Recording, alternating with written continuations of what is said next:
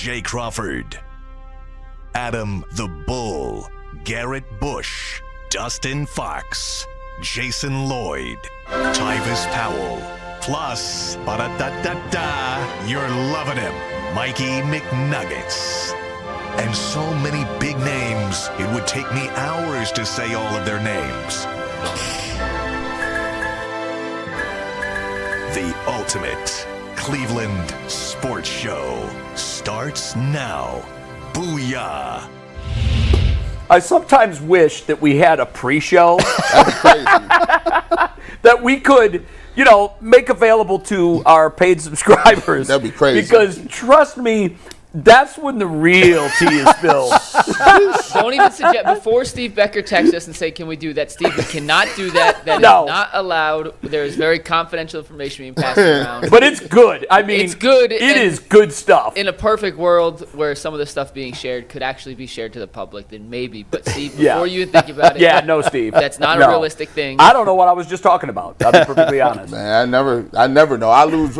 Listen, what's that new movie out where they just be losing their mind in the office? They leave and they go to sleep forever. Oh, Severance? Yeah, this where is- they split the brain in Yeah. half? Wait, is that a movie or is that It's a that's Apple a show? TV. It's yeah, good. Yeah. Yeah. I've heard it's fantastic. The first season was rough. It was slow. Yeah. And Yeah. I was about ready to tap out. But now it's gotten good. It's huh? good. Now- All right, Yeah. good.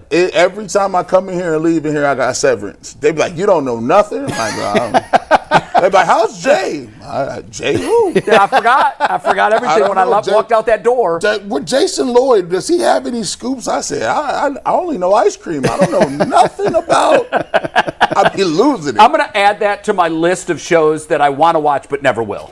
Severance? I watch zero shows. Really? Zero shows. Wow. To tell you how far behind I am, my son for 8 years has been telling me, "Oh, Dad, if there's ever a show that you will love and is made for you, it's the soccer show, the coach. What's the hell's the name Ted of it? Lasso. Oh, Ted Lasso. Ted Lasso. I've gotten through 2 episodes in like 4 years. Oh, my God. So hold on. And the first one wasn't really that good, but he said stick with it. The second episode, I laughed. There were some funny moments. And I have great intentions. I don't have. Where do people find time to watch all these shows? Truly so. What is if somebody asks you what's a great show? I don't know. Office. The Office was See, awesome. I was going to say there was this great show that came out a little while ago. Andy Griffith. Breaking Bad. Have you seen No, Breaking never watched Bad? it. Never watched it. And that was my son's favorite show of all time. It was phenomenal. Breaking Bad. Sopranos. Breaking Bad's a That was my next one. Nope. You no. never watched Sopranos? Bro, when The Sopranos was out, I was working at ESPN. Yeah. Where you work 10 hours a day Yeah. making the sneakers, and the other 14 hours a day, you try to balance sleep with watching every sporting event you possibly can. Yeah. The funny thing was, I was hosting segments on Cold Pizza with Sopranos stars. Yeah. And talking about this is the latest episode. I hadn't seen one frame of that show. So I recently just finished The Sopranos. you have So I don't Very feel so bad because you're from New Jersey. I know, but There's it was very good. it's It was whole very good. portions of your life. Listen. That, I like, know they you played the have- "Don't that's- Stop Believing" at the last episode. Yep. That is wild. What about Cheers? Did you at least watch Cheers? Yeah, I will say the shows that I watched because I'm 59. Yeah. The shows I watched were the shows that were breaking through the pop culture wall while I was young and had more time And energy. and energy and probably fewer distractions. Like Right. I look back to during my parental years. I don't know. I had no time for myself. Oh, My golfing went way down. I did play baseball because that was the one thing that I just said, this gives me mental peace. I've got to carve time for that. But really, it was work, and it was my kids' extracurriculars. You're in the throes of that right now. You know. God bless your wife. Yeah, I know. And I've never really been a huge TV consumer anyhow. I watch games. True story. Midway through the second quarter, not at the beginning of their Cavaliers, when we were up 16 or whatever it was, I think there was an 8-0 run that cut it to 8. Mm-hmm. I stood up. I went outside. I said, I've got branches that I need work to do in the. Now, I'm doing the work, and every once in a while I would look at my phone and I would see it was down 8, down to 4. They got the lead. They're up 6. I literally got stabbed in the eye by a stick and had to go to the emergency room and spend 90 minutes there for a badly scratched cornea. Right across my retina and cornea. Boom, right across it. They put this dye in there, and then they look at it with a black light. They sent me a picture of it. I've got a huge scratch that goes from one side of my eye to the other. And I'd like to tell people the Cavs did that. My eye started bleeding. I had to go to the emergency room. But that's how I felt it coming, and I'm like, I don't have time for this. Jay literally would rather jab himself in the eye. I would stick myself in the eye before I would watch the second half of this debacle. And Corey's texting me, Dad, you better watch it. Here they come. And I'm like, not watching. I turned it off third quarter. I left. I just went. Disgusting. I just started editing videos. They're not very good, guys. I know that sounds like hyperbole. Oh, I forgot me and you weren't. We weren't here. And that's why I turned it off. If this was a Thursday and I would have had to come in for Friday, I would have had to watch the whole thing. Yeah. But I said, you know what? I don't need to watch this. I built in some and I'm not extra going time to the Cavs topic to let you guys get I saw thoughts that. out. It was We nice only have of 4 you. topics in the YouTube show today before we head over to KYC because I wanted to let some certain things breathe. But Jay, I'm glad you guys made it in today. It's the police parade downtown. I was nervous. And by the way, thank you to all of our fine police officers who put their lives on the line every single day. Coming in, a couple of them, you have to, because we're right on the parade route on Lakeside, and so they had to back up cars and let us get through. Let me get through to get to Channel 3. And each and every one of them, I stopped for a minute and said, first of all, thanks for doing this. Secondly, thank you for your greatest service that someone can give. I don't put my life on the line ever at Channel 3. And 99% of Americans don't when they go to their jobs. And they do. And it's the Police Memorial Parade today. We had 2 fallen officers in the city last year that were shot and killed and died in the line of duty. And this is the chance that they have to show their thanks, and the city to show their thanks and appreciation. So thank you to all who serve. We owe you a huge gratitude. So we had a contingency plan in place because, full disclosure, I did not expect any of you guys to be here on time. You did? I texted y'all yesterday. I texted y'all again this morning. We were ready. We had a contingency plan in place. What was your plan? It was just be me out there, Earl here, and Anthony. We're going to put his mic from over there over in front of the director booth and just do behind the glass till you guys We all surprised you in a pleasant way. I was way. pleasantly surprised when I came down here this morning to see G and Jason already here. And Jay, you came in about 5 minutes earlier than you typically arrive. I know. I was way ahead of time. So schedule. Kudos to all of you guys. I am very proud of you all. I was here by 10:30. I can't remember last time I was here that early. Wow. We were sitting here. Well, we're getting big. We're growing up. We had a great, look at us. We had an adult conversation beforehand. We did. Well, even before you got here, it was even more somber. Good. Oh, okay. Well, is somber the right way to? I don't necessarily want to divulge exactly what we're talking about. Was somber the right term to describe the conversation? We talk about life. Yeah, talk about life. Good way to put it.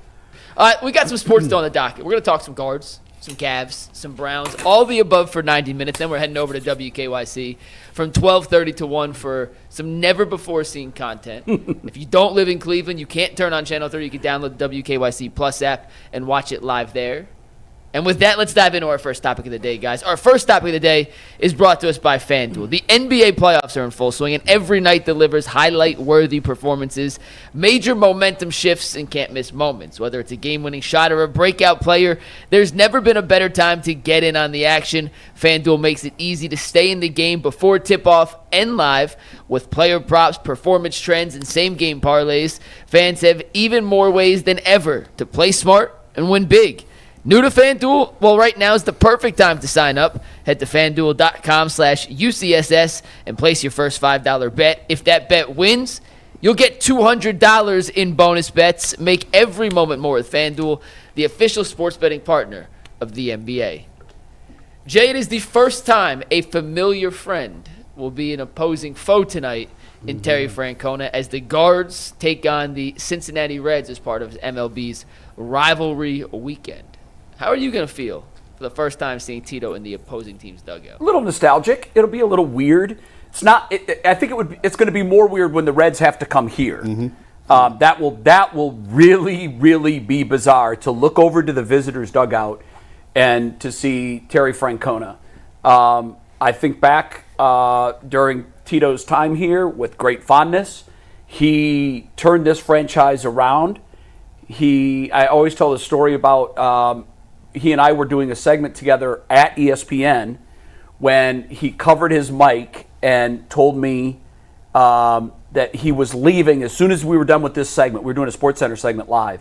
He said, as soon as I'm done with this, guess where I'm going? And I said, where? And he said, Cleveland.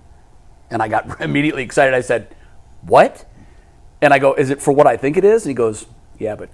And so then after the segment was over, I turned my mic off, and he had taken his mic off because I wanted more information. I'm like, this isn't an interview. You don't do an interview. Terry Francona gets the job. Right. He said, yeah, please don't say anything, but yeah, I'll be the skipper next year. Sure enough, he did. Now, what the funny thing was, Bobby Valentine, I believe this was correct. Bobby Valentine was fired at that time. This was the end of the season, and he was fired. And Tito told me that he had a 1 o'clock flight to Cleveland. So the producer gets in my ear and said, hey, listen, Bobby Valentine was just fired. We just called Tito. He's on his way back. And I literally thought, no, he can't come back. He can't come back. He's got a very important date. So about 10 minutes later, Tito comes running in the studio, shorts, flip-flops, shirt, tie, jacket. And I immediately go up to him. I'm like, Tito, you could have said you didn't want to do this. You're leaving here. No, I couldn't do that to you guys, man. They want me to come up here. So we did another segment on Bobby Valentine, and I'm wrapping this thing up as fast as I can. All right, Tito, thanks. You got to go. And he left. Funny. I love Terry Francona. I loved working with him. I loved him as a manager. I love him as a human being. He's a good human. So it's going to be weird looking across the dugout when he's here. You had a second question in. Can I just advance my thought to that? Yeah. Hang on real quick. before Okay, we move go on. ahead. Yeah. You know who broke the story of Tito coming to Cleveland? Bull. Bull. Yep. Was it Bull? It was It Bull. was. Wow, how funny is that? It's like the one story that he's ever broken, How about that? and no one gives him And credit no for it. one gave him He credit. tells the story, so he broke that story. And then where did he get it? Just out of curiosity. I don't think he can totally say where he I got can't it. tell you where. I know where he got it, but I can't tell you. That's fine. That's fine. Out of his own. No, that's good. Hey, But- listen, I know that's he's fair. told us where he got it. I don't think he can say The it irony publicly. is, I had it probably for 3 or 4 days before he him. did. Yeah. And yeah, I yeah. said, I told my wife and my son, and that was it. Yeah. And they all know the deal. They're like, The best this part guy's about here. the best part of Bull breaking that story is he got the news breaking itch from that. And do you guys remember this part? Oh, of the story, did he too? really? Yeah, he screwed something else up. Yeah, didn't he? immediately he felt he was on a heater, got a tip from someone he felt confident in the Oh, same way no. he felt confident in Tito. And it was about some running back. Monty Ball. It was Monty Ball was going to sign with the Browns. So he tweeted out, That was the end of it. Monty Ball to the Browns. It didn't happen, and Bull said, I'm retiring from the news breaking industry. That's smart. Do you remember when He hit Kirk one, Herbstreit did that he too? swung and missed Yes. and was Kirk out. Herbstreit had Les Miles coming to Michigan. Yes. And by the way, Kirk was right. Of course he was. Kirk had the story. Yes. It was lock solid. Yeah. And, sometimes things happen, and then the course of history has changed. And people change their minds sometimes. Well, that absolutely. Les was like, yeah, no, this isn't going to work out. Didn't happen. And, Kirk's not in the news breaking business, neither was Bull. But, yeah, that's a rough racket. You guys live in a very, very dicey world. I don't get hung up. I don't want to get too far off the Francona path. I don't get as wrapped up in it as I used to. Mm-hmm. There's only, if you're really going to do this, there's a very, very small circle of people that you can trust for the information. It's right. the agent, it's the team owner, it's the GM. Or the player. The player. But it's a tight circle. Right. If it And doesn't you need to corroborate. If it doesn't come from one of those, you really can't go with it. No, you can't.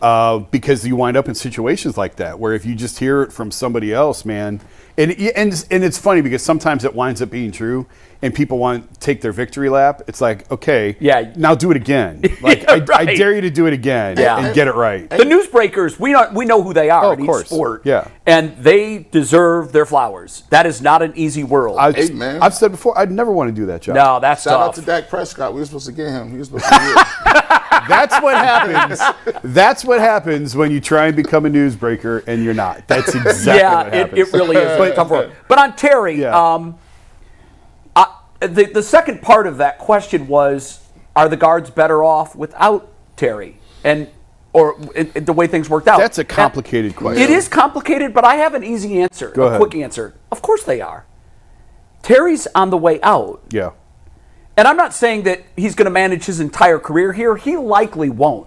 Stephen Vogt will get a huge payday offer from someone, the Cubs, the Yankees, somebody. The Brewers just went through it. And that's exactly right. We are with what's amazing to me, Jason, and I wish someone could explain this to me. We've had, I would argue definitively, one of the top 5 front offices in baseball for the last decade. And I'm stunned that these guys have stayed committed and that they haven't been poached to other bigger markets.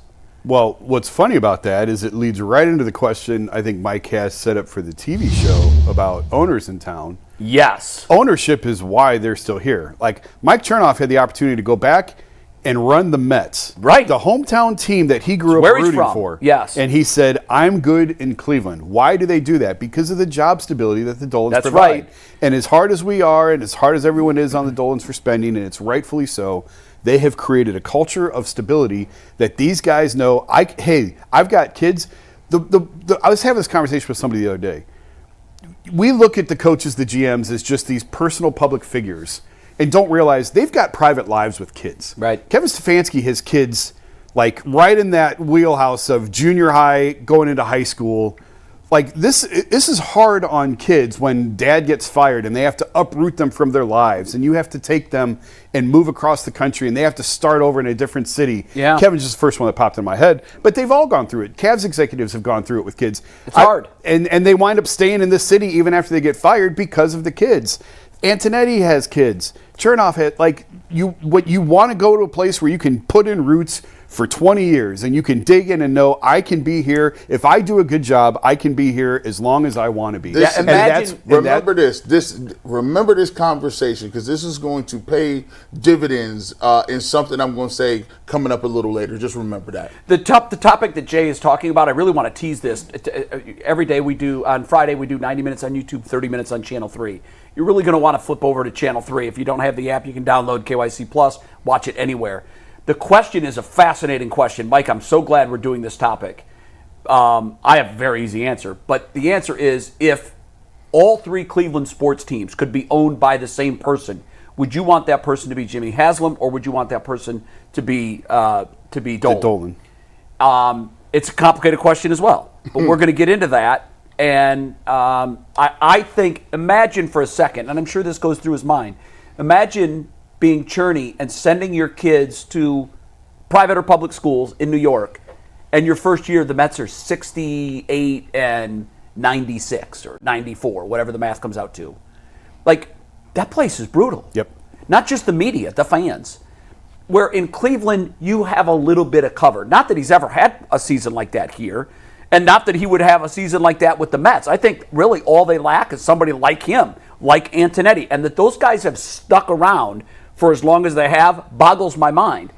I don't expect Stephen Vogt to, and I could be wrong. I hope I'm wrong. I hope he manages here for 25 years and then retires. I don't see that happening because he's going to be offered a massive payday, and we don't know how the new owners are going to handle things. Maybe the new owners will come in and say, okay, this is a guy we got to lock up right now, give him an 8-year deal, lock him down, and don't think about it anymore. I mean, Tito made quite a bit of money when he was here. He was one of the higher paid managers. He did. They were fair to him with his salary. This is pure supposition and speculation on my part. Yeah. Just from watching from a distance, not having a single conversation with Tito about this. Yeah. If I had to guess how things unfolded, Tito finally got tired of the team not putting forth the checkbook that he needed to get over that hump and win a World Series here. And maybe I'm wrong. I don't know what your thoughts are on that. I find it interesting that I think the epicenter was all of this was after the I think they were the Guardians then, after they flew the white flag and traded Savali, when they were still very much in punching distance. That was their first year as the Guardians. It was our first year as a show. Okay, that was the Guardians. After that, I believe the very next day they got no hit in Texas. Houston, I think. Houston, you're right, Houston. Like the very next day. And it was obvious that the building was on fire and management had to fly to Houston to address Tito and the team to let them know why they did it. Now, oddly enough, I think that trade worked out extremely well. But at the time, if you're on that team and you see management do that, You don't care what happens 3 years from now. Of course, You correct. want to win now. Yes. And I think Terry said, it's never going to happen here. Yeah. It's just not going to happen here. And I think that the goodwill that he had with the front office and the owners partly dissipated because he said, I want to win another. It was great what I did with Boston. I wanted to do that again at another town, and it would have been great for my story if it could have been in Cleveland. But if it can't be in Cleveland, maybe it can be in Cincinnati or somewhere else. So that's what I think happened, but I could be wrong. Yeah. When you ask the question, are the Guardians better off? I mean, he's a 2-time World Series manager. He's probably going to the Hall of Fame. He's one of the best in the game. It's hard to say you're better off without that guy. But long term, though. The nuance to that is I do think it had gotten a little bit stale after 11 years. It happens, even with the best. It happens. And I do think you're right. I think I'm not surprised he's back managing. I'm very surprised at how fast he's back managing. Right. I thought he would take time is more of the time. essence when you're his, when right? When you're at his stage of life. You can't sit around for 5 years. And I'm a little surprised at the job that he took. I was a little surprised it was Cincinnati. Why? They've got one of the most exciting young players in the game. Yeah, they do, but are they going to spend to the levels? I mean, they did sign Joey Votto to that contract. I think what happened was he asked that question. I'm not signing up for another Cleveland. I'm not coming to a city that's not going to strike when the iron is right. I'm not saying that you go Yankees and Dodgers and spend scorched earth money every year. Yeah. But I believe that the ground here is fertile for success. We need some sunlight and some rain. That's money. You need to provide that. If you give me that promise, I will take this job and we will win here. Yeah.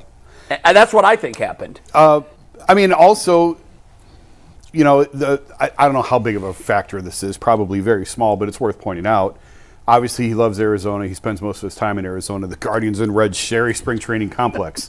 So he's back at the same complex. So he, you know what I mean? He knows the drill there. It's very convenient to him to Do go you think from that there Tucson to was that. a side to Terry when making the decision? This wasn't Milwaukee. This wasn't Pittsburgh. This wasn't Kansas City, you know, one of those similar markets. I'm wondering, and truth serum is the only way you would ever get the answer to this, or if he decides one day to write a book, which I hope he does. But I'm wondering if it wasn't a little bit more attractive for the reason you just stated. It's in Goodyear. I get to see them every year. Mm-hmm. Not in a good way, but like, look at me now. Yeah. It's in Ohio. It's a similar sized market. I think that was not the reason he took the job, but I think that was maybe a cherry on top where he got to say, yeah, this could be a lot of fun. Yeah. If we can spend some money and we can win there, I can look up I-71 and say, yeah, this can be done if you add the money element into it. I do think that I think there's some truth to what you're saying. I think he probably did get a little tired of the budgets being what they were. Mark Shapiro said that when he left. When he left and went to Toronto, he said he'd like to someday be able to write a check and be able to retain some of these guys. And it's natural. Sure. You know, I think we go back to the Chris Antonetti and Mike Chernoff conversation.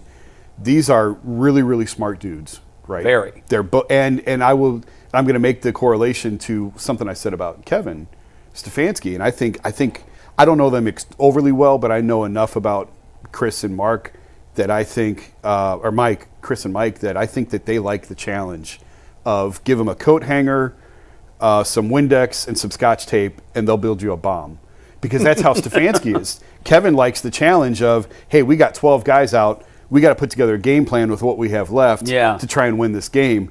And I think absolutely, Chris and Mike go about their job the same way of they enjoy the challenge of trying to do it under some constraints here in Cleveland. I think they're smart enough to understand, both of them, that if you win here in the city where it's been impossible to win for 75 years, you win here, that's different than winning in Boston or New York or LA or Chicago. Yeah. That's why 2016 for me, people ask me all the time, like, so what's the biggest ding? What's your biggest bruise? It will, for me, probably always be 2016. 2016 is so odd because there was such a euphoria still from the Cavs in June. That was just June, and here we are, October, and people are like, wait a minute.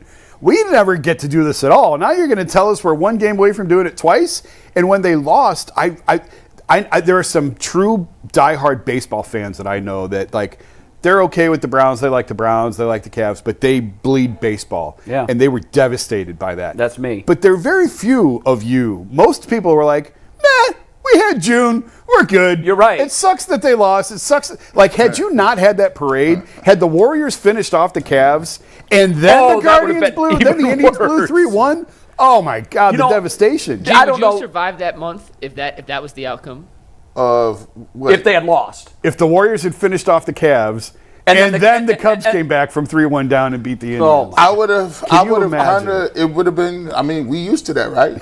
I mean, yeah, but that would have been the most devastating 5-month stretch in the history of any city's sports. I think when it comes to the Cavs, and I kind of said this a little bit earlier, kind of alluded to it, when it comes to the Cavs and the Guardians, there isn't that much in terms of devastation. And what I mean by that is the Cavs and the Guardians are at a different position in the city. Everybody, the pressure is always on the Browns, whether we like it or not. It's there. They're the biggest in the city. Everybody bleeds brown. That's just what it is. It's 24 hours a day, 7 days a week. So the Cavs and the Guardians are in a unique position where they are able to, so to speak, think about it like the way you guys have talked about with Chernoff and Antonetti and guys that are really smart and don't have the level of pressure that the Browns have. So they can afford to be here for 20 years, right? That's a really good point, G. They can afford to be here for 20 years. The Cavs, and I had to sit back and tell myself, I had to step back and look at it and look at from the Cavs' perspective, hey, if the Cavs lose, right, in the second round, you're never going to get 90% of the population to get up and say, like we're in New York, and say this is unacceptable, or the Lakers or the Boston Celtics. It's just not that type of ball game. So when you lose games and you look at it, fans tend to look at it as, oh, well, we had a nice run. Oh, well, we had a nice regular season. We got young guys. They're good. They look at it more as entertainment. And then those two organizations actually look at it as business, because they're like, okay, if I'm the Cavs, why am I blowing up everything? Hey, I got some young guys. They're under contract. We get 64 wins. We got a nice, the field house is nice. People show up to the games. We get good press. Hey, we didn't win this year. We'll tweak a few things and come back next year. Guardians, they like, look, hey, we can't sign everybody. Hey, we got guys that we develop. We're always fiscally responsible. We give you a good product. Hey, we're going to make the playoffs, compete in the division. And people are like, okay, that's fine for the second and third. So sometimes, even myself, you want to win and you want to be like, nah, we got to do everything possible. But the reality of the situation for those two teams, that's not the reality. And honestly, it's not the reality of the fan base. We'll get upset for a little bit, like you said, Jason, in June. But hey, you gave me a nice June. You gave me a run. Yeah, and with the Guardians, hey, we had a couple of weeks of October baseball. That was a bonus. Yeah. That's a great point. Imagine for a second if the Browns had gone 14-3. Would that be the equivalent, like 64-18? Yes. Like probably. 14-3. Yeah. And they win, their first. They don't have the first round bye because somebody went 15-2, and they beat the wild card team, stomped them. Yeah. Then they advance to the divisional round, and they get boat raced by a wild card Denver. team, or yeah, team I don't care. A team that they were heavily favored, and it was a home game. And they mailed in the performance that the Cavs did. This city would still be. We would still be in the process of a standing 8 count. We'd all be walking around like in the days. What just happened? Someone just punched me in the mouth, and I didn't even see it coming. And that distinction between the Browns and the Cavs and the Guardians is really stunning to me. I've talked on this show about this program that I just, happened upon, and I said I don't watch much TV, and I don't. But on A&E, they always have some interesting shows on A&E, and I'll go there and I'll look. And I saw this show that was running. I think it's called Stadium Lockup, and they shot it last year at Cleveland Browns Stadium. 9 episodes, one for each home game. And I caught probably 15 minutes of 2 or 3 episodes. I just saw a clip of this the other day, and I didn't know what it was from. So Watch that explains what it's from. from. It's on A&E. If you go to the app, I think you can stream every show. But the one that was on this week was episode 9. So it was the last game of the year, right? And it was around New Year's Day, and it was a warm day. There were guys that we didn't have coats on. And basically, it's all about the incredible job the security staff does. They have cameras trained on every single seat, and they're so good They can zoom in high def 4K, and they can get a picture of you sitting in your seat that's just as clear as the picture that we send out at home. And they use it for fights, and they have that text line. And then as soon as a problem is texted in, they immediately call up that camera, zoom in. They're like, oh, it's the guy with the red coat. He's the instigator. And they go get him, and they throw him out. But in this particular episode, there was a gentleman that was so drunk. I don't know that I've ever seen anybody this drunk at a game. Couldn't stand, couldn't walk. And they ended up having to, rush him out of there.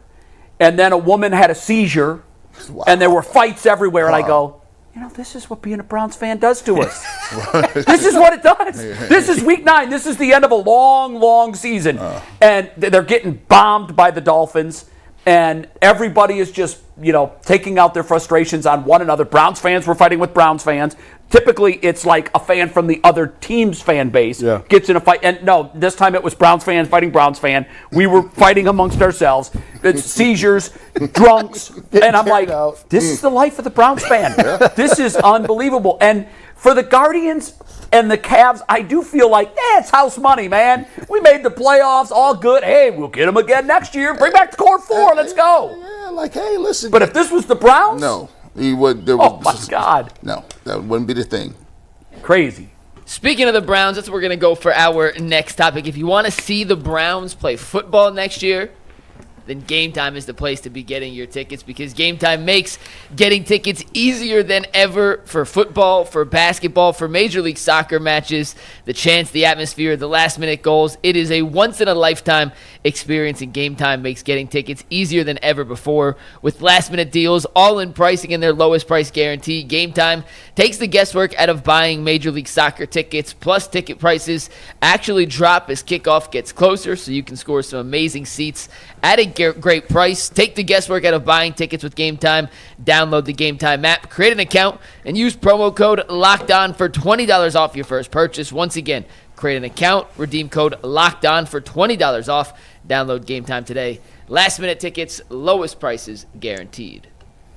So earlier in the week, Shedeur Sanders did a one-on-one interview with Nathan Zegura of the Cleveland Browns, talking about getting acclimated to Cleveland, rookie minicamp. If you want to find it, it's on their YouTube page. But there was a 1-minute clip from the 7.5-minute interview that stood out to me, and we're going to play that for you guys, and then I have a question to follow up with it. But this is Shedeur Sanders talking to Nathan Zegura on the Cleveland Browns Network. You know this city loves football. I think you probably have felt that since you've been drafted. Yeah. That is what this city is about, the Cleveland Browns. What's kind of that reception been like for you from the fans? It been extremely well, I would say. I understand. Really, I feel like the Browns fans, they just want something to hope for, and they've been wanting it so long. So finally, I'm here to change that. I'm here to, actually give what they want.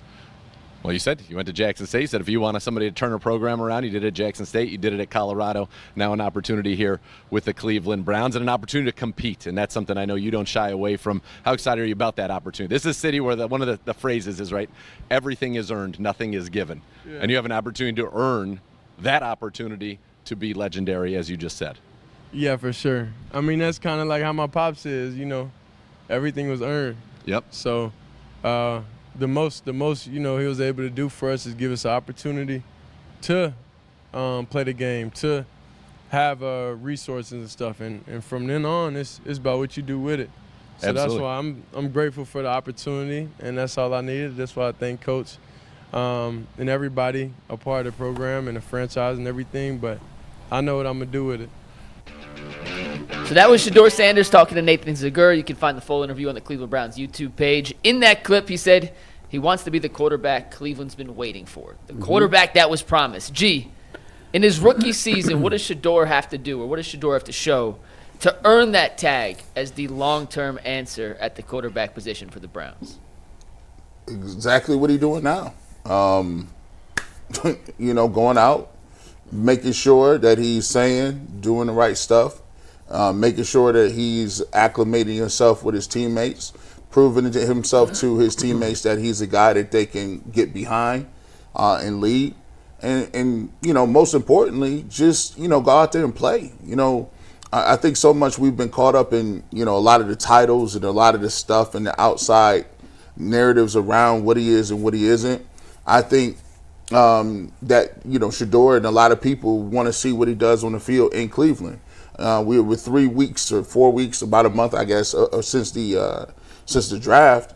And, we can always mention 3 and 5, and that'll happen for a while in terms of where he was drafted. But it all comes down to, how you do on the football field. And so I'm excited to see what he's going to do. I'm excited to see how he handles the competition, how he handles the scrutiny. And he does a tremendous job of just sitting up here and answering the questions. And I think he comes off as a confident young man. And I like the fact that he's saying, yeah, I want to be that. Every quarterback in that room is supposed to say that they want to be the starter. They want to do those things. And but we always got to remember, it's just about what you put down. Joe Thomas said it on his show. We're going to learn very quickly if a guy can play or not when the pads get on. In the scrimmages. So it's all about what I want to see him put some stuff on film, put some stuff on tape, and continue to grow. I mean, it's a long time between now and the first game of the year, but he'll have an opportunity, just like the rest of them, to put some stuff on tape, and from there, it's just sky's the limit. He has to win. He has to win. That'll do it, and that's the way it should be. He can't be that guy on May 16th. It's impossible. He can't be that guy on August 16th. It's impossible. What he can do in minicamp, rookie minicamp, and training camp is do exactly what he did last weekend. Come in, be focused. I heard that he was staying late after every session, throwing to receivers. Love that. I absolutely love that.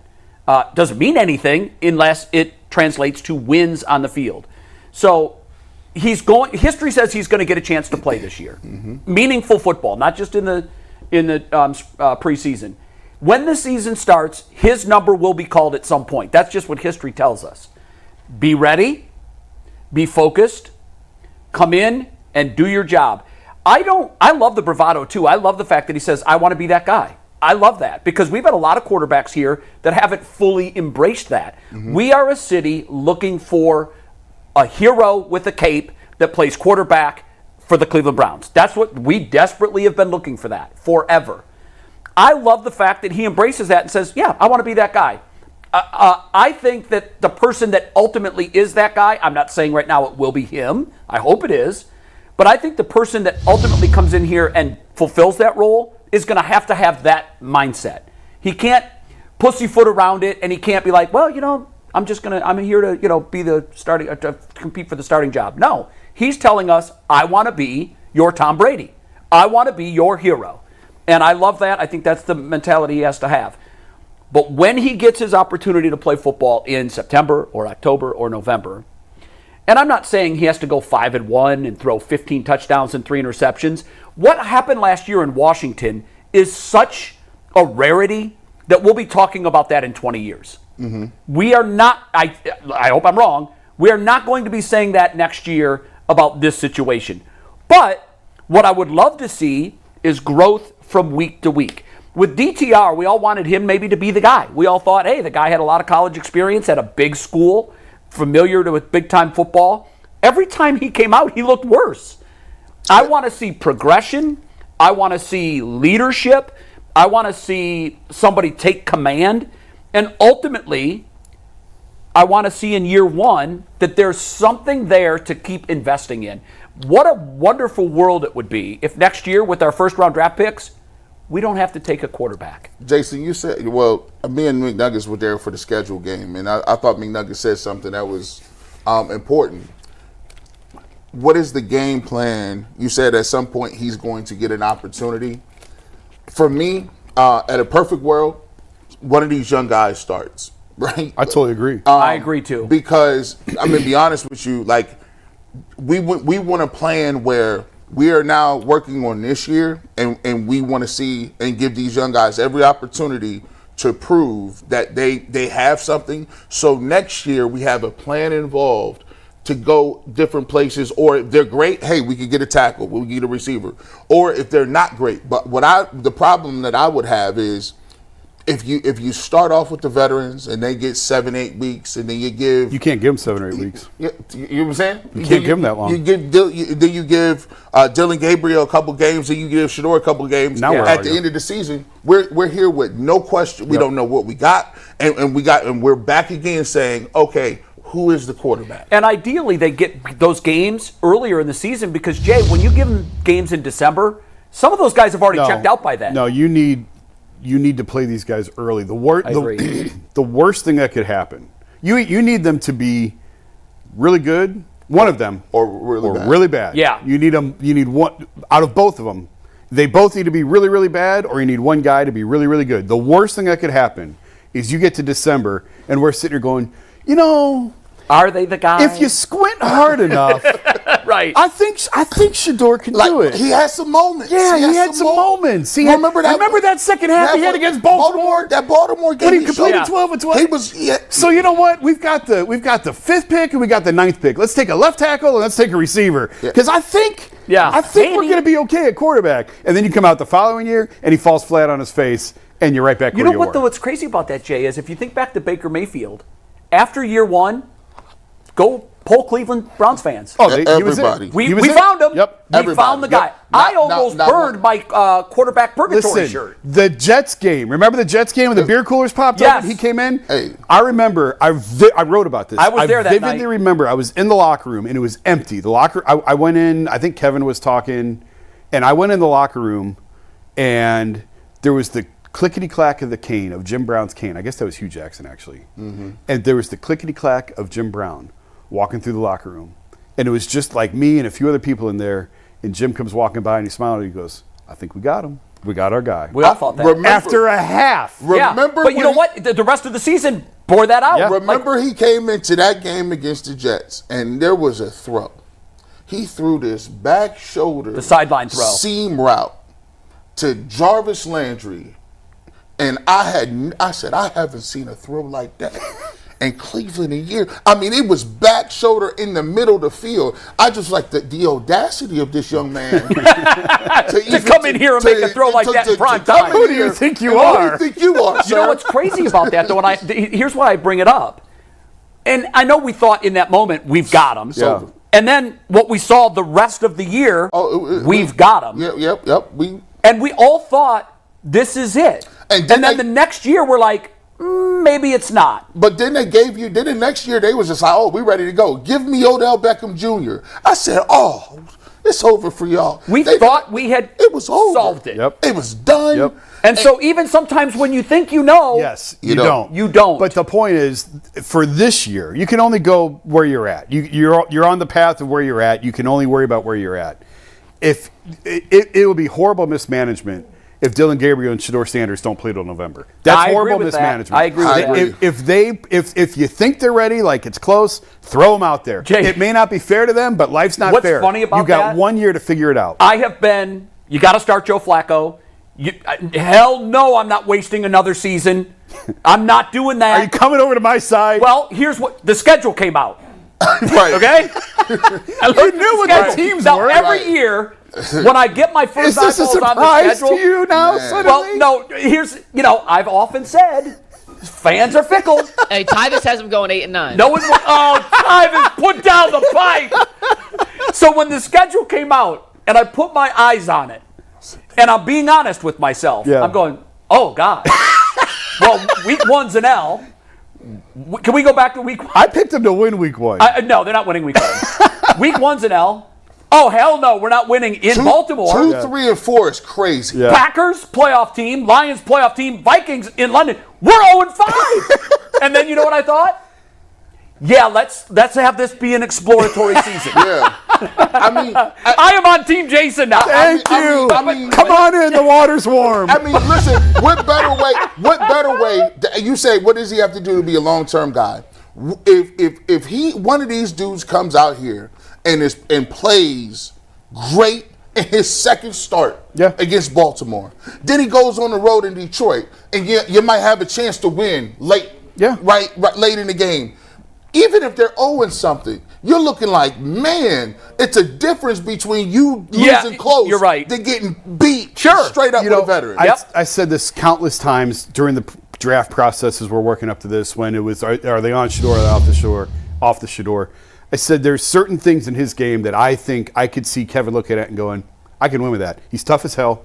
He's accurate, and he doesn't throw it to the other team. Yeah. That's paramount to Kevin's system. That is what Kevin likes. Just make the read, and I said this before, if you can get to the third read on a play and you don't throw it to the other team, Kevin's going to look at you and say, I can win with that. So that's the path for Shedeur, for Dylan, for either one of them.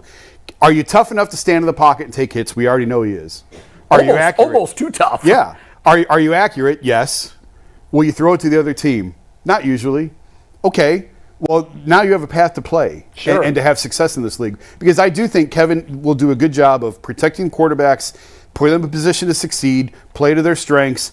The one thing that he just can't stomach is throwing it to the other team. Yeah. And we've seen that with Jameis. We've seen that with Flacco.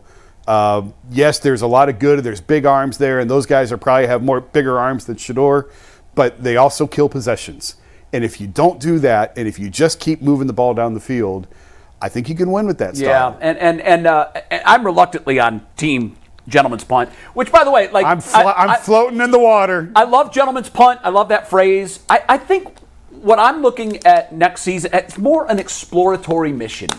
We have to figure out what we have. And then not just a quarterback, by the way. I want to know what we have at running back. Do you have a left tackle? I'm going to keep saying it until we know whether or not they have a left tackle. This is the USS Enterprise year. We're trying to chart unknown waters. Yes. What do we have? What do we got? What do we have? And when I looked at the first, it's like tears in my eyes. Games, finally. Yeah. Finally. I've seen the light. Some semblance of now there's different ways that this can unfold.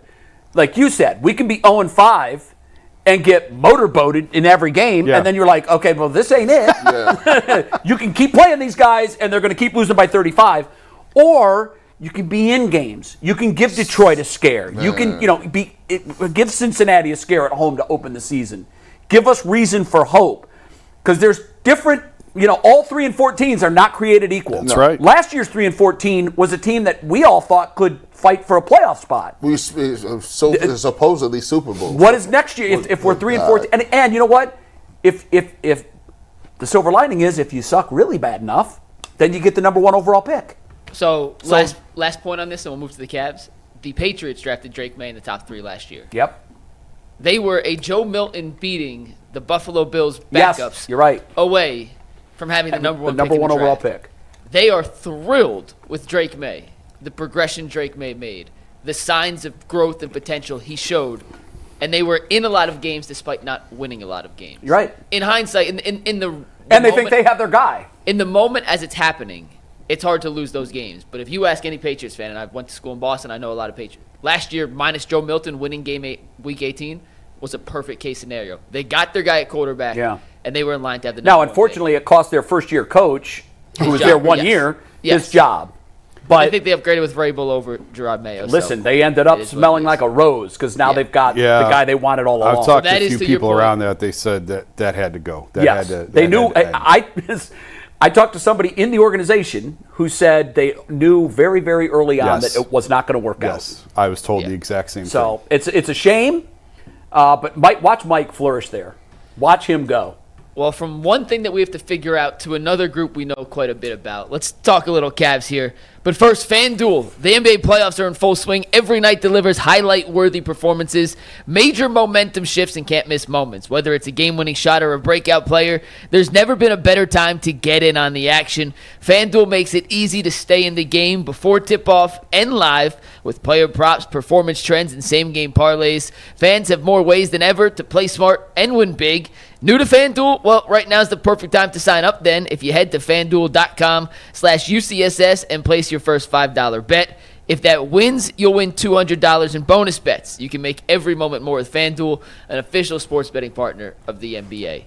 G&J, you guys have not been here since the Cavaliers were officially eliminated to the playoffs. So I want to ask you guys this question. And while answering this question, you can kind of give us your overall thoughts on the series. But with the uncertainty in the East next season, Tatum coming off the torn Achilles, he may be back by the end of the regular season, may not be.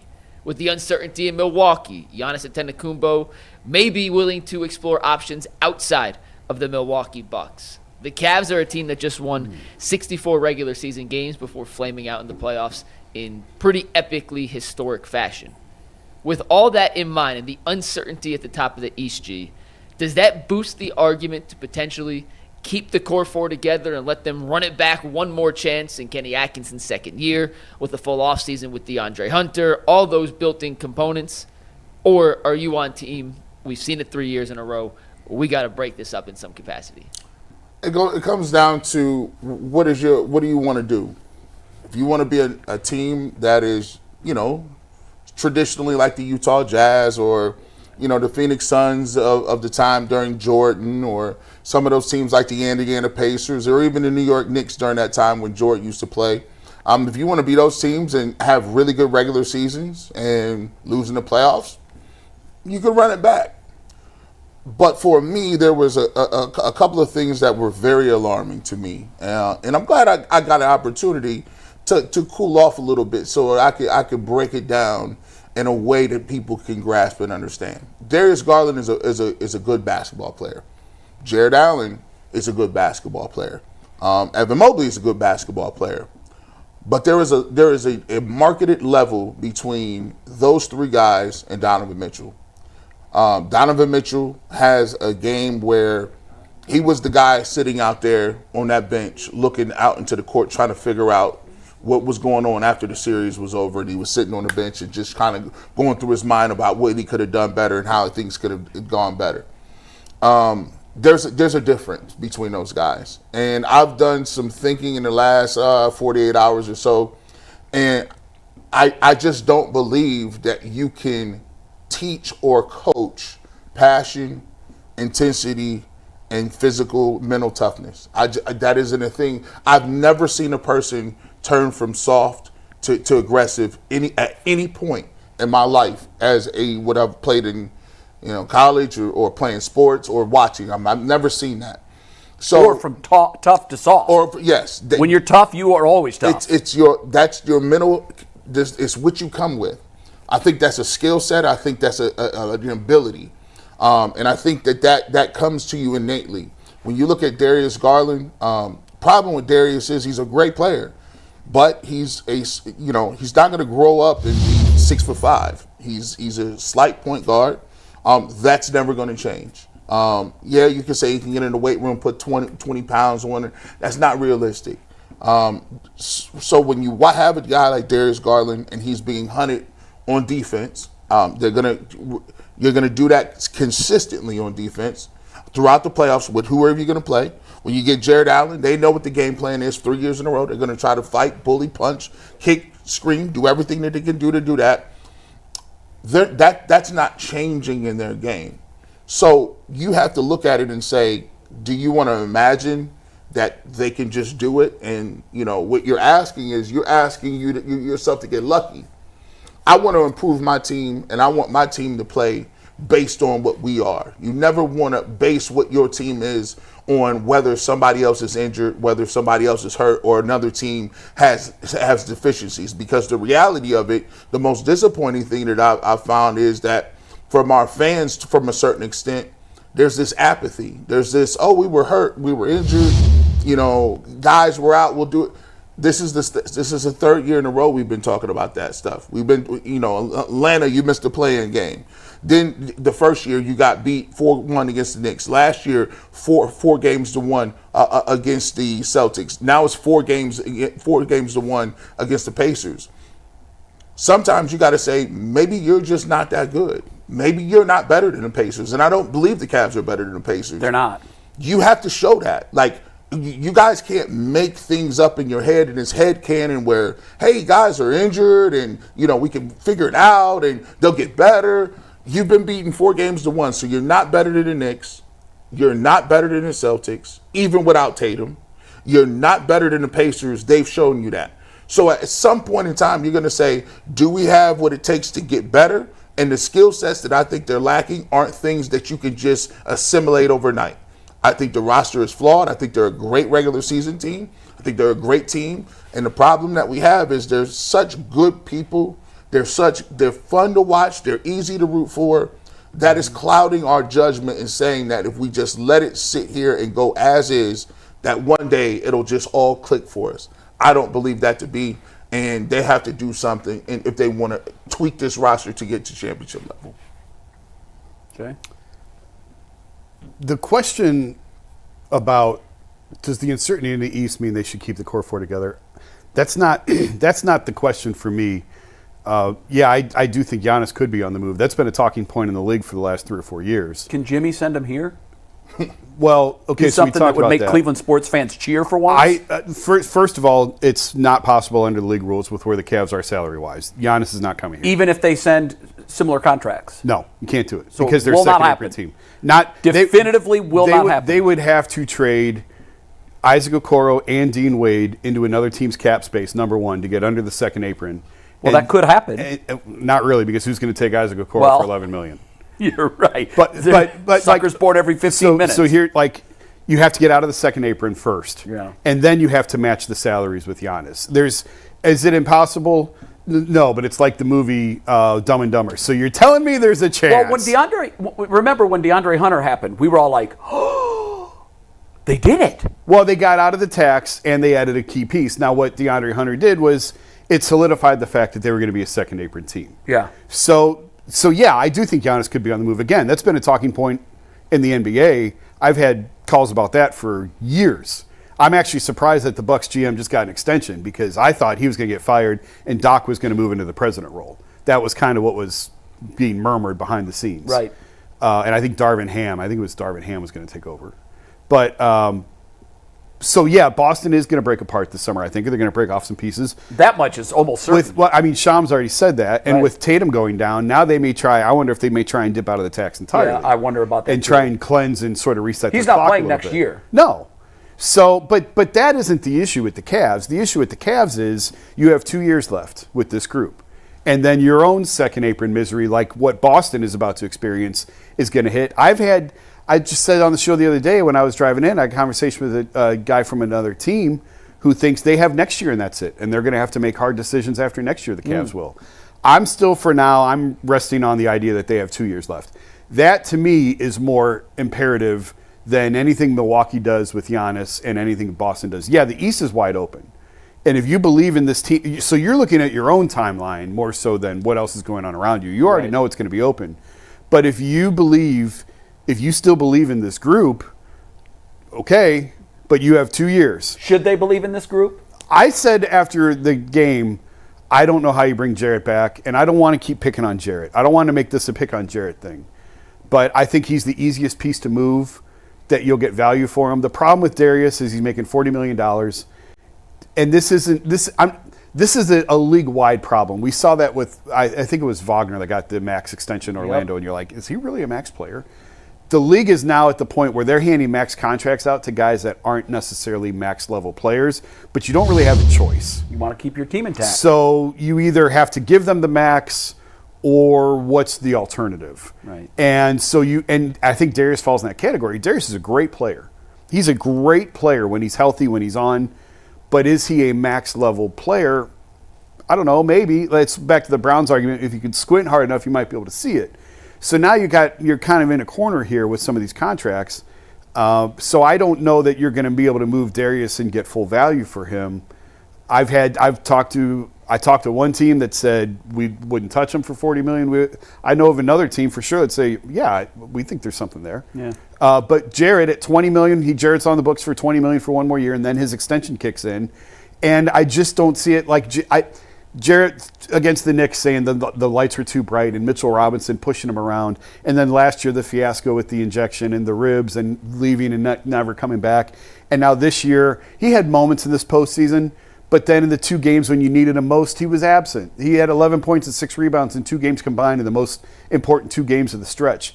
So that's where I would look. That I think if you're going to make a move, that's where I would start. Make Evan the center. Every time I've had any conversation with people in the league about how you guard the Cavs, it's never about, I've said this on the show before, it was always with Evan at the center and 4 shooters around him. Yeah. Jarrett was never really part of that conversation. Yeah, I just, his body, the body language in this series, this is why I'm a firm believer you can't change that. Like, you can't change the mentality. I got a wake-up call when DeAndre Hunter The Pacers literally challenged the Cavs and said, you know what? They were willing to get one of their best bench scorers thrown out of a game just to see what they were going to do. Yeah. Let me punch you in the stomach and see how this feels. They ejected him, didn't need him, and then they watched the Cavs. I have to say this. There were a couple comments by Kenny Atkinson that really, it shocked me. Like when he said in his closing press, he said their physical energy levels were here, and they were able to sustain that throughout the entire the entire game, and we had guys that were just completely gassed. Max Strus says, as a veteran, hey, the Miami series, we swept them. It didn't prepare us for how these. What's guys so funny about that is we talked about that. I had Tristan tell me that they felt like Miami would prepare them because it was going to be such a unique challenge. Miami fooled them. They talked about the level of physicality and how tough and rough, and I just said to myself, I said, guys, this is the bare minimum. You're sounding like you guys just weren't in shape. Like you didn't expect them to come out. Did you not watch the Milwaukee series? Yeah. Like it just seems like they were all caught off Now, guard. Indiana does play a unique style, and there are not many NBA teams. And Kenny said, I mean this as a compliment, not as like making fun of them, but Indiana plays like a college team. They're going to press you. They're going to pick you up full court. Yep. And NBA teams aren't used to playing that. There's no other NBA team. Mike, am I wrong? Is there any other NBA team that does that as consistently as Portland presses the Pacers do? Yeah, that often? But they don't run offensively the same way. But here's the before thing. The series was pace. And I had said that. And they got outpaced. And I said, Indiana plays fast and they score a ton of points. Yep. That's the way Indiana plays. And when you see it once during the regular season, and then you move on to the next team, I think I probably dismissed it more than I should have when I kept saying they play hard, they play fast, they score a ton of points. That going in. But when you have to play that way every night, 5 games in a row, 6 games in a row, I think that's where it wears you down. Because if you play them on Tuesday and then you move on to Detroit on Thursday, okay, you don't feel it as much. Yeah, but in a series, you should, along the progression line, you should be better at that in game 2 than you were in game 1.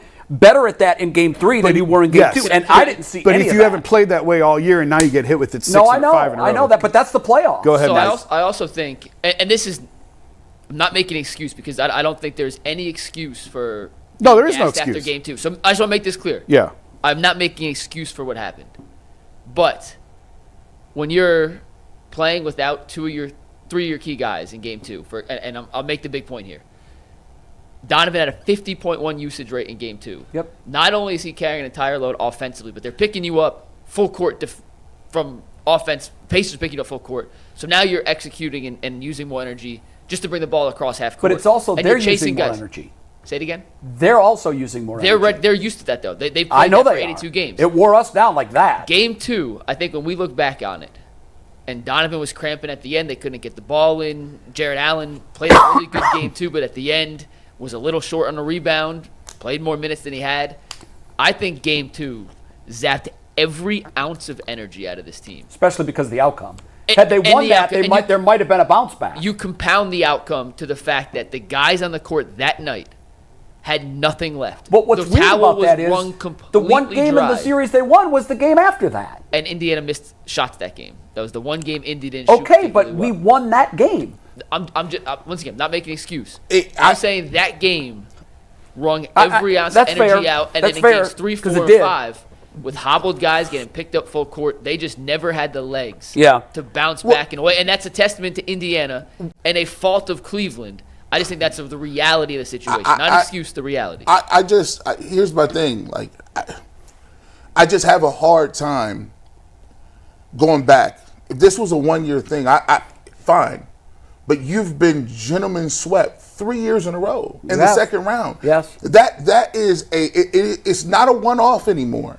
These are specific teams that are beating you, different teams. And they beat you a different way. So here's the thing. You got out-physicaled and you got beat because in the Knicks series, they were more physical.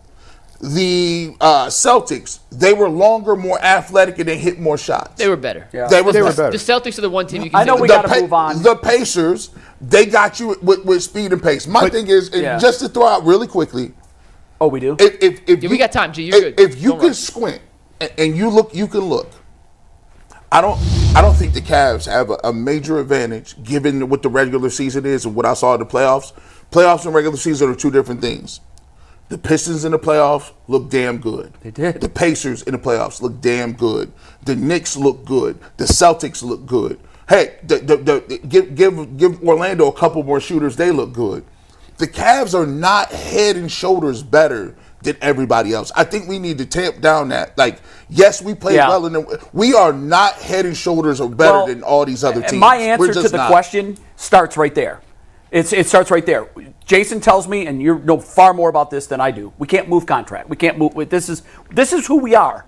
They can move contracts, but they can't combine to get like a Giannis or Kevin Durant. Right. Okay. So if I'm operating under your assumption that this is the team, we're going to bring it back. We have to bring it back. I think they could make moves. They could move a Okay, Jarrett. well then I misunderstood your starting point. My starting point was Giannis isn't coming here. Okay, that's fine. Then that would change my answer a little bit. Here's my deduction after watching this year after year after year. In February, I said, you know what? I was wrong last year. I said that you've got to move either Allen or you've got to move Garland. And I go, man, I would make a terrible GM because I'm really fickle, and I was wrong. That was a huge mistake. This team is, as built, can win a championship. Now I'm back to where I was last year after seeing the meaningful part of the season. And here's where that is. We don't have the dogs to win. You're right. The regular season is rec league, and the playoffs is travel ball. And this rec league champion, when they step up the travel ball, isn't ready for that. Yeah. And they play a cute brand of basketball. It's fun. Zip, zip, zip, zip, zip. Wide open, boom. In the playoffs, all those wide open zip, zip, zips, round the horn, open threes from the corner, that's not there. Why? Teams ratchet it up. As everybody else ratcheted up their game, we're staying where we were, but the only thing is what we did that worked in the regular season now doesn't work in the playoffs. So we have a regular season paper champion. That's what we have. We have a team that can win 64 games, that can set damn near, think about this. We were a win or two from setting a franchise record for most wins in the regular season, and we had LeBron James for a decade. Yeah. Right. So we had this damn near all-time great regular season team, and then we get into the playoffs, and we pound our chest because we eliminated the 10 in 4 straight. And then we came up against a team that everybody, including Vegas and all the experts, said maybe 5. We didn't think that we would lose the series in 5. We didn't think that was even a possibility. Crazy. What happened was the Pacers, with their coach, who is a fantastic Hall of Fame coach, he is a terrific in-game coach. I kept waiting for the Cavs to make changes when that 3-2, when all of a sudden it wasn't a pop quiz and they were ready for it. Right. I'm like, oh, we're going to stick with this. That's cute. That's interesting. It's not working. Destroyed it. And we didn't make in-game adjustments. And this was not his first rodeo. I know that he had a playoff series with the Nets that was, you might as well throw out, and a little bit of a playoff against Miami. But I didn't see a progression as things went along where he suddenly was playing chess and Carlisle was playing chess too. It was Carlisle's chess against our checkers. And so I have to move my expectations. If these core 4 are coming back, and I don't know, maybe there will be moves made. The moves that are needed, we need another dog. It can't just be Donovan Mitchell. Donovan Mitchell's a dog. Yeah. He is and I'm not just talking about his game. His mentality. His mentality. He's here to cut your heart out and stomp on it on the floor. And he's the only one that's there for that. And we talked about this a little bit on the show the other day. He is at the point in his career where he's obsessed with winning. He's consumed with it. And the rest of the roster is not at that point yet. Nope. And it's a progression. And they have to get there naturally, though, Jay. Yes. Like and you talk about a progression. He wasn't like this in year 2. No, he wasn't. But you know what? Now his career. What's the narrative on his career right now? Can't make it out of the second round. Can't get out of the second round. And it's not just a narrative; it's facts. Yeah. And he's looking around his locker room, saying, "I got a bunch of guys that don't care that they can't get out of the second round." But now that's my jacket that I have to down wear. The path. But my God, shouldn't the others be close? I was watching Kobe, and Kobe was talking about how, he said there's a very few small percentage of people in the league that are maniacal about winning. He says once you get the contract, once you get you got the max deal, what's left? Yeah. That's right. He said to some people, he said it's okay to win 64 games or how many you're going to win and bow out in round two. It's fine. And when I watched the press conferences, everybody came up there and trotted up there and said it was a step. And I just was like, man, Kobe's rolling over his grave when you hear somebody say a team was 60. I think it was a step backwards. The players took accountability that this was bad. Yeah, but what Max did, Donovan did. Donovan definitely did. What I'm saying, when I'm looking at it, and I go to Darius Garland, right? He has to be, at this point, he has to be one of the guys that you can roll when everything gets stagnant. I watch these other teams. When everything gets stagnant and it stops, and all the cute ball movement, and they're hounding you full court pressure, and they're in your back pocket, can you show up and say, Donovan, I got it. Don't worry about it. I don't think they have that guy right now. They don't got that. Evan Mobley is not that guy either. Darius, does this bother anybody else? Darius, at times of real strife in this series, was laughing. And I don't know, maybe that was like a nervous laughter. Yeah, I hear you. It's a terrible look. It's a bad look. I don't want that. You just don't know. You just don't know. Like, it's a camera. It goes back to when Flacco and Deshaun chest bumped and everyone thought they had a great relationship. And I'm like, guys, that was the one interaction in 6 weeks. Jay, that could have been the one. I saw Garland laughing at several different points of several different games. Yeah. And I get maybe that's how he handles it. But at one point, there was a avalanche going on against them. Yeah. And they took a shot of him, and he's just like laughing. It's a bad look. It's a bad look. I want him to be pissed like Donovan is. I had a problem. I didn't even have a problem with it. More than that, he calls out Tyler Hero. All right. Yeah. You call Tyler Hero out. Tyler Hero playing. You missed the next two games. You talk about people is switching. Oh, all we got to do is keep hunting out Tyler Hero. And I'm sitting there thinking to myself, hold on. Darius Garland, do you know that the game plan for the Cleveland Cavaliers is to hunt you out and pick and rolls on defense, and you're not playing? I'm like, I don't like you hyping somebody else out, and then your players, your guys that are playing have to go play this guy. Luckily, he had a horrible shooting night. But listen, I didn't see that same energy against the Pacers. No, wasn't there at all. Where was that energy at? Calling when Nimhard and Mather, all them. I just need for those two. Those two are the linchpin. People kept saying it's Evan Mobley. Evan Mobley may get there. He's 23, right? He's a young guy. But the disappointing thing about it is the Cavs are not a young team. Look how many years Darius has been in the league. Donovan is 28. Yep. Jared Allen's been in the league a long time. Max Strus is going to be in it for a long time. And then you have to throw in the fact that you have Dean Wade and Isaac Okoro, who's shown you 4 years in a row that you cannot count on them. In the postseason, you look at it and you say, how did it become this? Well, if you do the deductions, it just goes down to Donovan Mitchell. And if Evan Mobley can give you something, that's not good enough to beat the rest of the team. A couple of things on this. Number one, in the conversation of Donovan's ahead of them on the just consumed by I have to win, and I don't think the rest of them are there yet.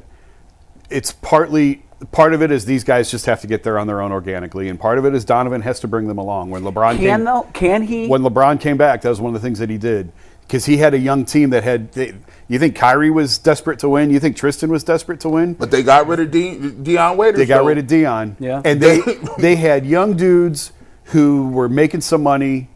Kyrie had just signed his max deal, hadn't even kicked in yet when LeBron came back. Tristan hadn't even really gotten paid yet. And they were just young kids that had no experience with winning. But they had LeBron, they had Mike Miller, and they had James Jones. Yeah. And their role, and even Sean Marion to a little bit lesser extent, their role was to bring these guys along and to show them the importance and the impact on this.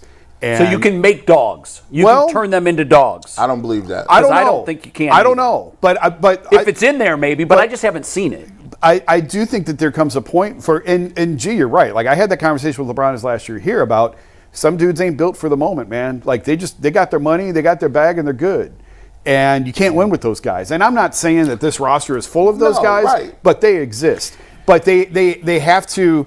It's on Donovan to bring if they can get to that point. It's on him to help bring them along and get them to that point. They need to have personal pride. They need to have an unsatiable desire to win, and Donovan does.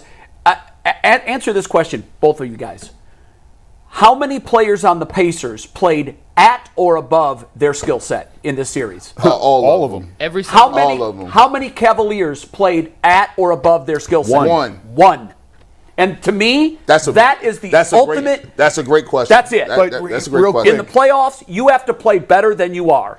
And we didn't even have guys. And you know what? Even Donovan Mitchell, when I asked myself that question, I thought, God, if I'm given the grade for the whole series, Donovan Mitchell. But because he was the only guy doing it, we also saw him shoot abysmal from behind the arc. Yeah. And at one point missed 3 straight free throws. Yeah. Like, I would have bet $1 million that would never happen to Donovan Mitchell. You said something interesting, G, about different teams beating them. And I think it's a really important point that we haven't really talked about. There isn't a boogeyman in the East that they can't get through. Like, Toronto was a really good team, and they couldn't get past the Cavs because LeBron and LeBronto and all that. The Hawks, too. The Hawks as well. And Thunder against the early version of the Warriors. It happens. Yeah. And, like, how many years did the Bulls struggle to get through the Pistons back in the day? Yeah. Like, that's not the case here. It's a different team that's beating them every year. It's and styles. And because you said the Pacers are better. I don't believe the Pacers are better. I believe the Cavs are a better team. When the Cavs are healthy, I believe the Cavs are a better team. But you can look at this and say, well, that's fine, but this is 2 years in a row now where they haven't been healthy. So does that mean you need to make changes?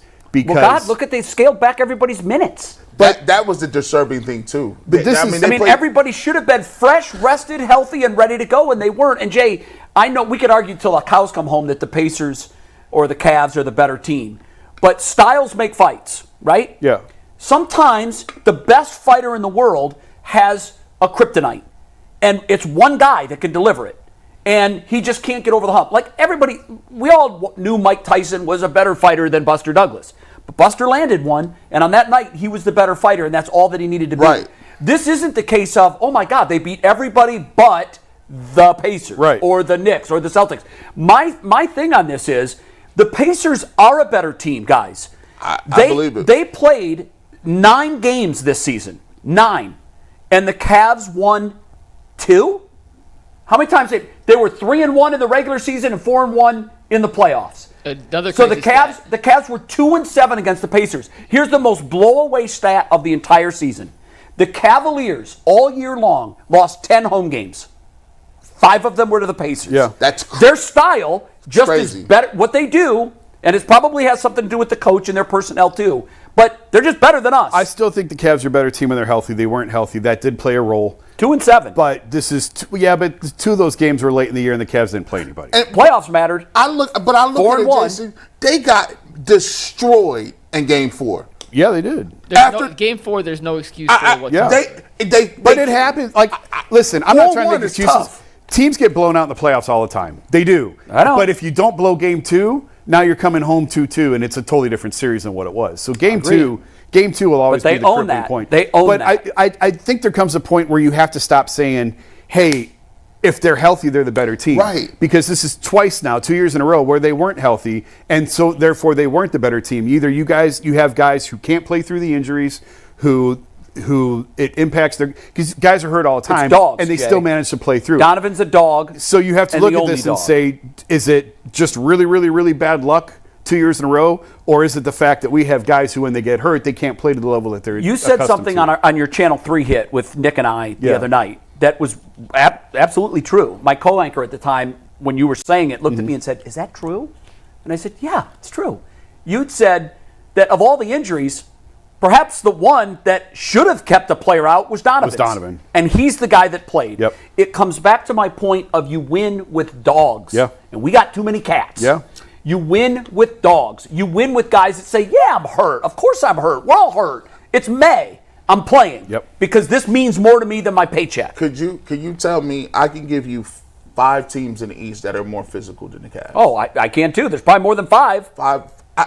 And that, to me, New York, Boston, Detroit, Indiana Detroit, now, yeah. Orlando. Yeah, There's at 5 least. off the top of my head. Yeah, it's probably the only 5 in the East. Still, you can't be the 6th toughest team in the East also, and win it. we got to look at construction. Those teams and their best players are 6'7", 6'8", 6'10". Yeah, you're right. They aren't like small guys. These guys come at you with waves of size. It's just not the starting lineup. They bring size off the bench. Like, And our best players are 6'2" and 6'1". and so you're gonna have to deal with that. It's not going away. It's not like these. And if you get the Cavs, I believe Orlando is like, yeah, give me the Cavs. If you got nobody's scared of the Cavs at all, Nobody's scared. When you get, and my thing is, hey, look, the question is whether the fans will accept it or not. It's just like this. We kind of alluded to it earlier. Will they make major moves? I don't think they will, because one, the fan base isn't going to be that outraged anyway. A lot of people just like going to the games, and they're a good show, and they're nice guys. And hey, we'll see if somebody else gets hurt so we can be good, or we'll see if we look up, or we can hit shots, or hopefully we'll be. But I always go back to this. There are some teams that are going to try to win at all costs. Every business isn't like that. There's different thought processes that go into it. Like Jason said, maybe it's a 2-year window. Maybe you hope, maybe Evan Mobley grows up and he develops his game more. Maybe Darius Garland stays healthy. But I'm going to tell you this. There's a reason why you're losing in the second round. Because those teams play a specific style that is going to eliminate the finesse play that you like to run. Yeah, we hit threes until we were guarded. Until somebody is on you and your back. With Ty Jerome, we saw why he's not a starting point guard. Athleticism. We see why Sam Merrill can't get his own shot. Athleticism. Dean Wade is going to fall apart. Isaac Okoro can't hit a shot to save his life in the playoffs. When you have those 4 guys and you're counting on them, and they got athletic dudes that are coming at you waves, pressing from Jump Street, it's tough to win. 2 things really quick, because I know we got to move on. I was hoping we had some time for the Browns schedule. We'll do another day. We'll do another day. I'd wrap it up with this for you guys. Do you have faith that they'll figure this out by next postseason? And who's going to win the East? I'm picking this year. I mean, did we lose to the eventual Eastern Conference champions again? And can the Pacers win the NBA championship? What's the Boston series? I didn't check. They're down 3-2, but they don't have their tonight. Superman. I would pick the Knicks. You pick I just think over the Pacers. I just think Brunson's a better. They have a better. They can match them physically. And you know what's going Brunson's to be closer. fascinating if those 2 teams end up matching up in the next series? The Cavs did all the load management, restricted minutes. They wore down against Indiana. They did. The Pacers, the Knicks, are the opposite. They play 6 guys, and they play 47 minutes a game. I know. Is that sustainable against the Pacers' pace and how they play over the course Can they of the figure it series? out, the Cavs? Can they figure it out? In terms of what? In terms of winning the championship? Like, none of this. Look, we said this year, if they don't make the NBA Finals, this is a failure. This was an epic failure. No, I Are think we conference talking about finals another was- failure next May? Or do you think they can figure this out? Would I pick them to win a championship? Just win the East. No. That's the next step. No. I think they very much could win the East next year. Okay. Yes. And I don't quickly, who's your pick in the East? I'll take the Pacers. I do too. I think this is a very good and well-coached basketball The team. way that this is breaking, and they the get way it. that it's falling, I would take the Pacers. I'm not counting out Boston at all, by the way. No, that'd be silly Even to without do that. Tatum. But I do think because if they win tonight, all the pressure's back on. Good luck back Yeah. in Boston in Game 7. I think OKC wins the whole thing. Yeah, they look Game like a 7 on juggernaut. Sunday is going to be fun for that. Yeah, they may Yes, not they even get, Denver may beat them, which is funny because going back to the stat that Mike first polled, 14 teams prior to this year won at least 64 games with a margin of victory of at least 9 points. All but 12 of the 14 won a championship. And the 2 that didn't were the Spurs and the Warriors in 2016. Right. And now this year, the Cavs and Thunder are both in that category. And if OKC loses to Denver, both of those teams are out before the conference finals. I would also There's say no trophy for regular season wins. I would also say if the Cavs made the finals, I would have the Timberwolves, the Nuggets, or OKC beating them. if Yeah. they're not As things better. are now. Yes. All right. You Okay. listen. If the Cavs made the finals, that means they wouldn't have shot that way. That's a whole different. We could have that discussion a whole nother time. We got super chats though before we head over to KYC and WKYC Plus. Connor Houston says, as a Reds fan, what are some good Guardians bets for tonight? Also, being a Reds, Browns, and Cavs fan is rough. Thank God for Ohio State. Man. Who got no primetime games like the Browns? Did you guys see that? The Saints and the Titans, the 3 teams with no primetime games. The Browns, the Saints, and the Titans. Yeah. Any bets? Who's pitching tonight for the Guards? I don't Bobby. even know the pitching matchup. Bobby's pitching. Take the over on the Bobby strikeouts. He's due for a game. With What a is couple, the strikeout? No idea, but we got 2 minutes, so I got to fly. I would take the under because he seems to not be emphasizing strikeouts. Take He's the trying to under on the pitch deeper into strikeouts. Then I've games. changed my opinion. Can Gavin Williams, by the way, get through 5 innings before he gets to 100 pitches? Not yet. I got more super chats. Go ahead, Hold go, on, go, hold go. on. Embarrassing. Bose Crow says, you guys are wrong about who the Cavs should trade. Jared Allen doesn't need the ball and can play defense and rebound. The Allegedly. backcourt's too small to win. Garland too small, gets toasted on D, takes shots away from Mobley. I don't disagree. I don't disagree with that either. necessarily, but I don't think that you're going to get a return on Darius. Go. It's a lot harder to trade Darius at $40 million. $40 than million. Jared at 20. That's great. I don't see Sean takers. Philpott says, what does everyone think about trading Garland for Zion Williamson? No. You want someone who's always hurt again? No. Yeah. Why would I? I Talk mean, about if, injury concerns. And you want clog the paint with 3 non-shooters? no. Yeah, not going to happen. Curtis Thomas says, I cannot get over the fact that Garland did not even attempt to play Game 2 after 2 weeks of rest and proceeded to be so unserious on the bench in Game 2. I said on the show I got texts from NBA and NFL people saying I cannot believe all 3 of those guys didn't play in Game 2. Bose Crow also says Speaks to their makeup.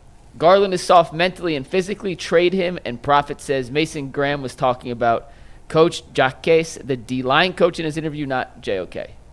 That was for you, McNuggets. We weren't even. Yeah, we What? established that like 5 5 days ago. We weeks talked ago. about it. Yeah. Yeah, we didn't even mention. That any was of like, no joke, 3 or 4 shows ago. Yeah, But yes, whatever. it was Apropos of nothing. Jacques Césaire, the just- defensive line coach, not JOK. The point still stands. We are heading over to WKYC and WKYC Plus. We're going to discuss which owner you'd rather have owning all the Cleveland teams and some very interesting comments from Caleb Williams. We'll see how that would translate to the Browns if it were to happen. See you in 3 minutes.